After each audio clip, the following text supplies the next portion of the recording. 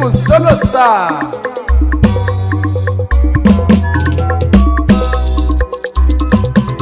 Ha! Asimoyemena Elifile tiele manya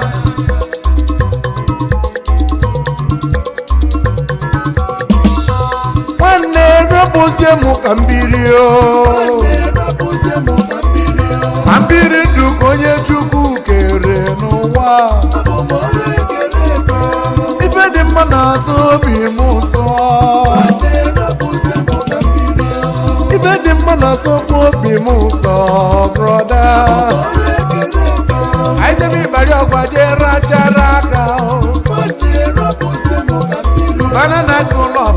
ha na-agbanye agba n'ala Owerri Ife dị mma na-asọkwa obi m nsọ Oringo na-asọkwa obi m nsọ ịmara na Ife dị mma na-anya agbala akwụkwọ mama Aga m eburuzi ọnụ n'ụwa la mmụọ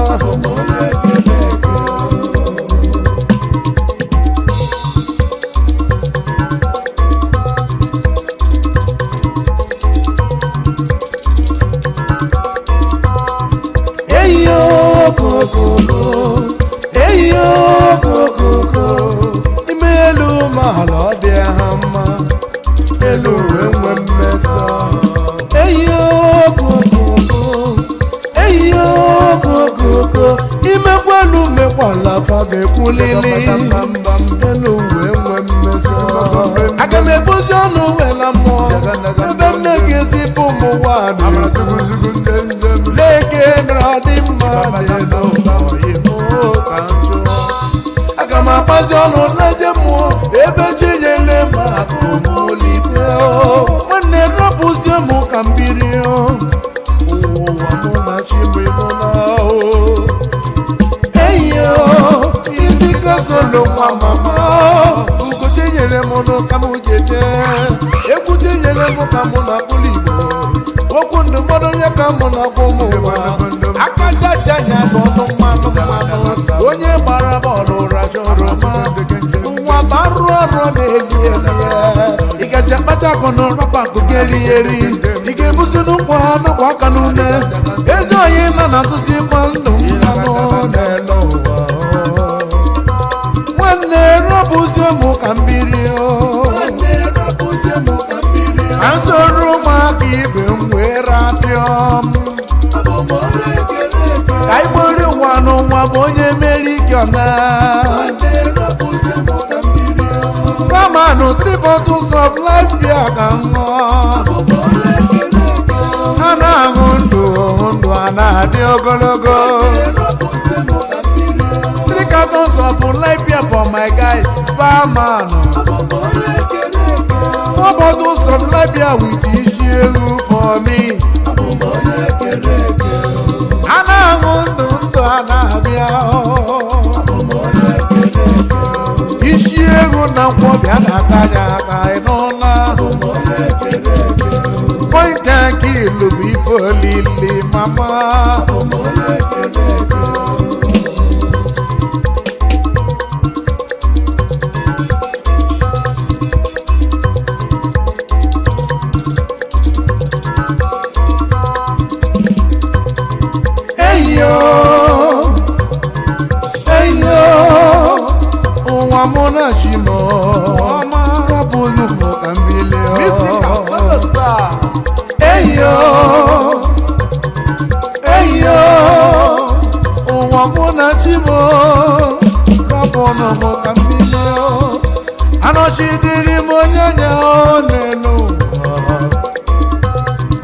Kilo na tanya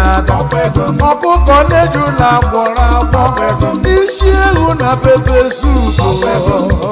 ife a bụ ife ngwọli 3 bottles of life ka nla were butu onye ụwa na-asọ onye litere n'ụkọ ụgbọala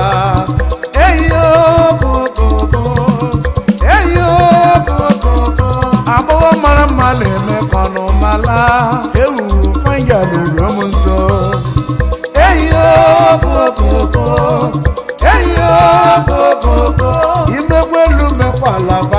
selelenu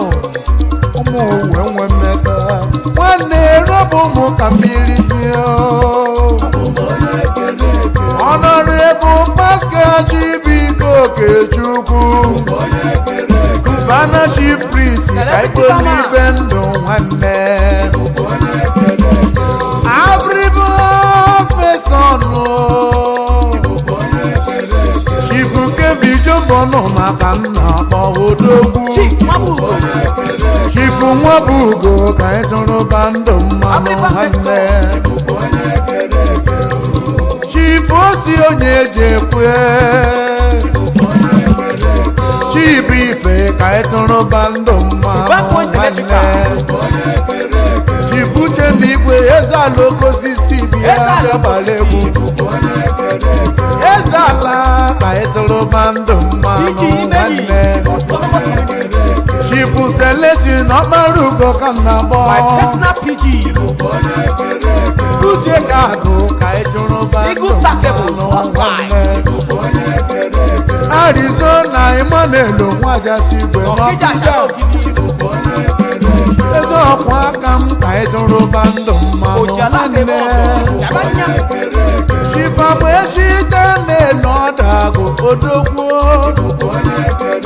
Tọ́lá méje Global League ka m na-akpọ obere nwa na-ebe agụ mbọ Ajibu obere nwa na-ebe agụ mbọ n'ala otu Isekpụla Lobati na Laba Tọ́lá méje ka ịtụrụ bandụ mmanụ oyimo Ibu Sọnde Ụzọagụ ka m na-akpọ oyimo Ebere gị zọgụ dike bịagbala n'ego Anyị jobi n'etiti zọgụ isi aga nwanne Chipatrik onye ka Chukwu nne gị Youngest Billionaire ezi nwanne bịagbara egwu Masaki oji moto eme ọgọ ọgwụ aka m Ekwutoria gị na ebe ahụ ka isi achụta ego nwanne Chipetus Okoli ezi nwanne my classmate eze ndị Igbo n'Abidjan abịa gbara egwu Ogote ntị isi na-atala akwa ife nwanne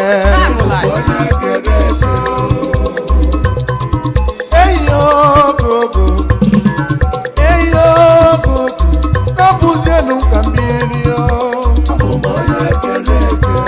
elu ụwa bụzinu ofu mbịa ịmara na agbọghọ mara mma na-emekọ n'ụma jụọ oyimikpatụkwa n'ego rie ya erie maka onye ritere ka ụwa ala Mystical Solo Star Global Solo Studio Production